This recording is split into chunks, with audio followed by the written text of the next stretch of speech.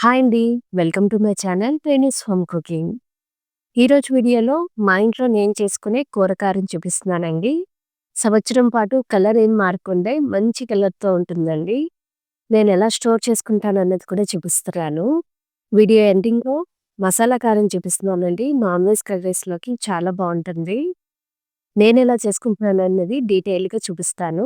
ముందుగా మార్కెట్ నుంచి అయితే 2 రకాల మిర్చి అయితే తీసుకున్నానండి. ఒకటి నార్మల్ కారంగా ఉండేది. ఈసారి నేను కొంచెం తక్కువ కారం ఉన్నదే తీసుకున్నాను. మిరపకాయల్లో కూడా 2, 3 రకాలు ఉంటాయండి. మీడియం ఘాటున్నయి, బాగా ఘాటున్నవి.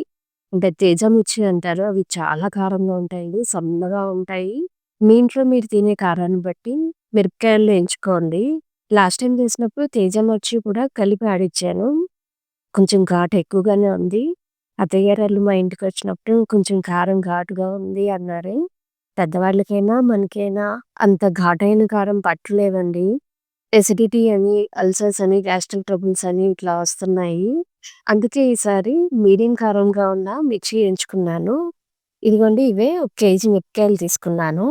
వీటితో పాటుగా కాశ్మీరీ రెడ్ చిల్లీస్ అంటారు కదా! ఇవి ఒక పావు కేజీ తీసుకున్నానండి. ఇవి అంత కారం ఉండవు. కలర్ కోసం వేసుకుంటారు. కలర్ అయితే చాలా బా వస్తున్నాయండి. నేనిక్కడ తొడిమలన్నీ తీసేసి పక్కన పెట్టించుకుంటున్నాను. వీటినిప్పుడు ఎండలో ఆరబెట్టుకుంటున్నానండి. మాకేంటంటే టెర్రస్ మీదకి వెళ్లి ఆరబెట్టుకునే అంత ఫెసిలిటీ లేదు. అయినా పావురాలు పడతండి. ఎండు మిర్చిని కూడా తినేస్తున్నాయి. ఇంక నేనైతే బాల్కనీలో ఇలా మడత మంచం వేసి పెట్టేశాను. 2 రోజులు పట్టిందండి ఎండడానికి.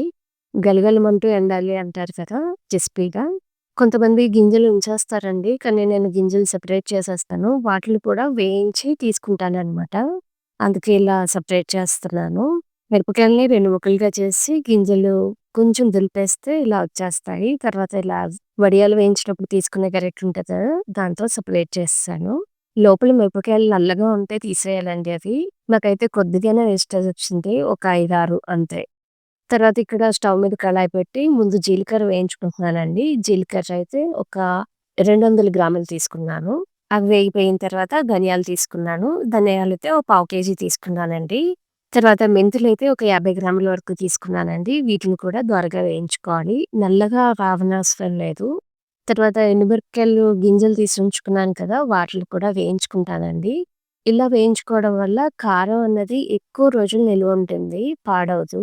తర్వాత కాశ్మీరీ రెడ్ చిల్లీస్‌ని కూడా ఎండలో ఆరబెట్టుకున్నానండి. వాటిని కూడా ఇలాగ క్రిస్పీగా వేయిస్తున్నాను. ఇలా వేయిస్తున్నప్పుడు కొంచెం ఘాటది ఎక్కువొస్తూ ఉంటది. కాబట్టి చూసుకోండి.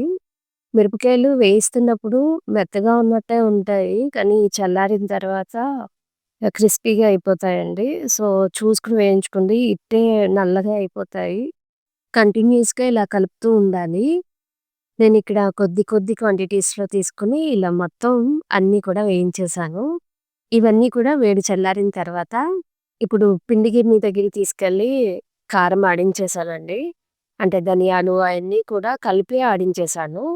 ఒక కేజీ మిరపకాయలు తీసుకున్నాను. ఒక పావు కేజీ కాశ్మీరీ రెడ్ చిల్లీస్, ఈ ధనియాలు ఇవన్నీ కలిపి ఇంకో హాఫ్ పైలుంటాయి. మొత్తం మీద ఒక 2 కేజీల కారమయితే అయిందండి. కాశ్మీరీ రెడ్ చిల్లీస్ ఏసాం కదా! మంచి కలరయితే వచ్చిందండి. ఇప్పుడే ఆడించి తీసుకొచ్చాను కదా! చాలా వేడిగా ఉంది. అందుకే ఇలా బేసిన్‌లో వేసి చల్లారబెట్టుకుంటున్నాను. ఇప్పుడు దీని తర్వాత వెల్లుల్లి సెపరేట్‌గా కలుపుకుంటాను. ఒక పావు కేజీ వెల్లుల్లి తీసుకున్నానండి. ఇలా వెల్లుల్లి రేకుల్ని వలిచేసుకొని, ఇలా మిక్సీలో కచ్చా పచ్చా కింద రుబ్బుకొని, ఇప్పుడు ఇందులో కలిపేసుకుంటాను కారంలో. కారంలో ఉప్పు, పసుపు వేయట్లేదా అని అడుగుతారేమో! నేనైతే వేయట్లేదండి. పిండి గిన్నె ఆడించే వాళ్ళు చెప్తారు. ఉప్పు వేసి పట్టుకురావద్దు అని చెప్పి. అందుకే నేను వేయలేదు. కావాలంటే మీరిప్పుడు కలుపుకోవచ్చు. కర్రీస్‌లో ఆల్రెడీ పసుపు ఎక్కువగానే వేస్తాం కదా! అందుకని నేనింక కారంలో సెపరేట్‌గా అని వేయట్లేదు. అసలే మేము ఉప్పు చాలా తక్కువ తింటాము. అందుకే కారంలో కూడా సెపరేట్‌గా ఏం కలపట్లేదు. చూడండి ఇలా మిక్సీ పట్టేసాను కచ్చా పచ్చా కింద. ఇంకా కారంలో ఇది కలిపేస్తున్నాను వెల్లుల్లిపాయ ముద్దని. రోట్లో అయినా దంచి వేసుకోవచ్చు. ఇప్పుడంత ఫెసిలిటీస్ ఎక్కడున్నాయండి మనకి.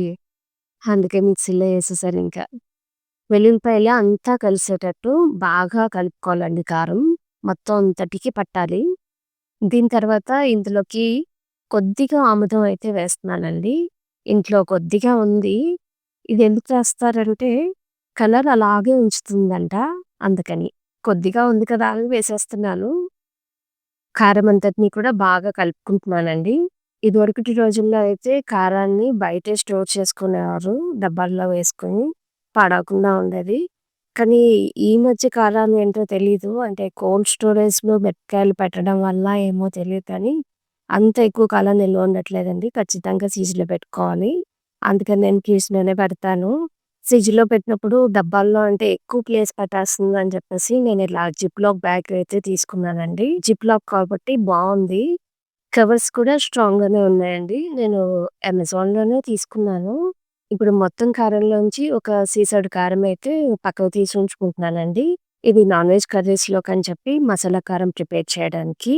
మిగతాదంతా కూడా ఇలాగా జిప్‌లాక్ బ్యాగ్‌లో పెట్టేసుకున్నాను. ఒక బ్యాగ్‌లోనే సరిపోయింది. బ్యాగ్ అన్నది చాలా బిగ్ సైజ్ తీసుకున్నానండి. అంటే ఎక్కువ క్వాంటిటీ కూడా స్టోర్ చేసుకోవడానికి ఉంటుందని. ఇలా లోపల ఎయిర్ తీసేసి లాక్ చేసేసాను. తర్వాత మసాలా కారంకని లవంగాలు, దాల్చిన చెక్క తీసుకున్నానండి. నేను తక్కువ క్వాంటిటీలోనే తీసుకున్నాను. మీకు కావాలంటే ఎక్కువ తీసుకోవచ్చు. దాంతో పాటుగా గసగసాలు వేశానండి. నాన్ వెజ్ కర్రీస్‌లోకి విత్ గసగసాలు చాలా బావుంటుంది. ఇప్పుడు ఈ మసాలాలన్నిటిని కూడా చల్లార్చుకున్న తర్వాత మిక్సీ చేసి ఈ పౌడర్‌ని ఇందులో కలిపేస్తాను. ఈవెన్ మీరు ఎగ్ పుల్ట వేసుకున్నా సరే, ఈ కారం వేస్తే అసలు ఇంకా ఏ మసాలాలు వేయక్కర్లేదండి. చాలా బావుంటుంది. నాన్ వెజ్ కర్రీస్‌కైతే చాలా బావుంది. నేను నార్మల్‌గా చేసుకునే ఈ కర్రీస్‌లో అయితే మసాలాలు వాడమండి. ఓన్లీ ఈ కారం ఒకటే ఏస్తాను. అందుకే నేను ఇట్లే ప్రిపేర్ చేసుకుంటున్నాను. ఒకవేళ మీకు కావాలనుకుంటే మొత్తం కారానికి వేసుకోవచ్చు. బయట కొనే కారంలో ఎంత కల్తీ ఉంటుందో తెలీదు. ఇంట్లో వారి ఆరోగ్యాన్ని దృష్టిలో పెట్టుకొని, ఇంట్లోనే మాకు తగ్గట్టుగా కారాన్ని ప్రిపేర్ చేసుకుంటాను. Thank you for watching.